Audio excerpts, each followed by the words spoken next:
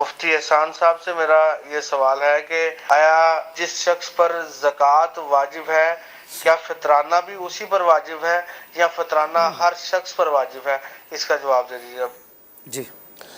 دیکھیں، زکوٰۃ کا نصاب الگ ہے اور فطرے کا نصاب الگ ہے۔ زکوٰۃ کے شرائط الگ ہیں، فطرے کے شرائط الگ ہیں۔ یہ ہو سکتا ہے کہ کسی بندے پر زکوٰۃ فرض نہ ہو اور صدقہ فطر اس پر فرض ہو، کیونکہ زکوٰۃ کے مال میں ایک شرط یہ ہے کہ مال نامی ہونا چاہیے، یعنی سونا چاندی یا مال تجارت یہ ہونا چاہیے۔ صحیح۔ سونا چاندی کرنسی یا مال تجارت۔ گھر کے اندر جو فالتو سامان ہوتا ہے جو ضرورت کے علاوہ ہوتا ہے وہ اگر موجود ہو تو بندے کے اوپر زکوٰۃ نہیں ہوتی، لیکن اگر ایسا فالتو سامان ہے جو ضرورت کے علاوہ ہے، بندے کو اس کی حاجت نہیں ہوتی اور اس کی رقم 52.5 تولہ چاندی تک پہنچ جاتی ہے تو اس پر بھی صدقہ فطر لازم ہوگا۔ جیسے مثال کے طور پر کسی کے پاس 2 موبائل موجود ہیں،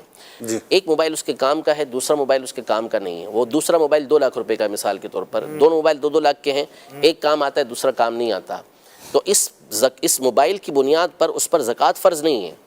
لیکن اب اس کے پر صدقہ فطر لازم ہو جائے گا، کیونکہ یہ وہ چیز ہے کہ جو اس کی ضرورت کے علاوہ ہے اور اس کی مقدار اتنی بنتی ہے، تو یوں صدقہ فطر اس کا معاملہ الگ ہوتا ہے۔ اسی طرح بندے کے اوپر زکوٰۃ فرض ہو، صدقہ فطر فرض نہ ہو، جیسے مثال کے طور پر رمضان کی 10 تاریخ کو اس نے زکوٰۃ نکال دی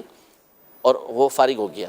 اللہ نہ کرے عید کی صبح صادق سے پہلے اس کا سارا مال ضائع ہو گیا، اچھا عید کی صبح صادق ہوئی اور اس کے پاس کچھ بھی نہیں تھا،